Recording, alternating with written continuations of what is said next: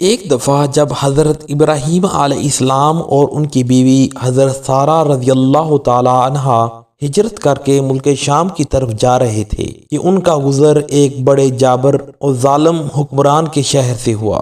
چنانچہ اس حاکم کو بتایا گیا کہ یہاں ایک شخص آیا ہوا ہے جس کے ساتھ ایک نہایت حسین و جمیل عورت ہے۔ اس حاکم نے سنتے ہی ایک گماشتہ حضرت ابراہیم علیہ السلام کو بلانے کے لیے بھیجا۔ جب حضرت ابراہیم علیہ السلام اس کے پاس پہنچے تو اس نے پوچھا، تمہارے ساتھ کون عورت ہے اور تمہاری کیا لگتی ہے؟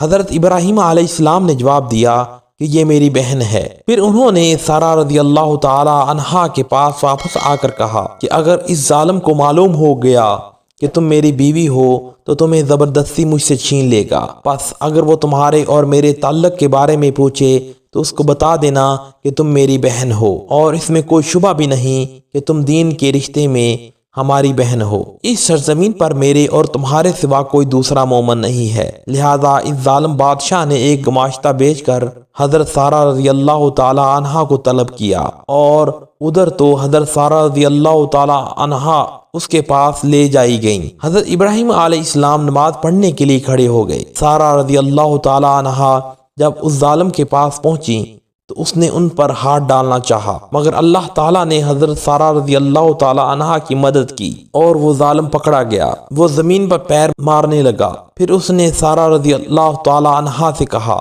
کہ تم خدا سے دعا کرو، میں تمہیں کوئی نقصان نہیں پہنچاؤں گا۔ چنانچہ حضرت سارہ رضی اللہ تعالی عنہا نے دعا کی اور اس ظالم کی گو خلاصی ہو گئی، لیکن اس نے دوبارہ دست درازی کرنی چاہی اور پھر پہلے کی طرح بلکہ اس سے بھی زیادہ سخت عذاب خداوندی میں پکڑا گیا۔ اس نے پھر سے کہا، خدا سے دعا کرو کہ وہ مجھے اس مصیبت سے نجات دے اور میں تمہیں کوئی نقصان نہیں پہنچاؤں گا۔ حضرت سارہ رضی اللہ تعالی عنہا نے پھر اللہ تعالیٰ سے دعا کی اور اس ظالم کی گو خلاصی ہو گئی۔ اس کے بعد اس ظالم نے اپنے دربانوں میں سے کسی کو بلایا اور کہا، تو میرے پاس انسان کو نہیں لایا ہے بلکہ تو کسی جن کو میرے پاس لے آیا ہے۔ پھر اس نے حضرت سارہ رضی اللہ تعالی عنہا کی خدمت کے لیے ہاجرہ نام کی ایک لونڈی دی۔ حضرت سارہ رضی اللہ تعالی عنہا حضرت ابراہیم علیہ السلام کے پاس واپس پہنچی اور ان کو بتایا کہ اللہ تعالیٰ نے اس کافر کی بدنیتی کو اس کے سینے میں لٹا دیا ہے، اس نے خدمت کے لیے ہاجرہ کو میرے ساتھ کر دیا ہے۔ حضرت ہاجرہ رضی اللہ تعالی عنہا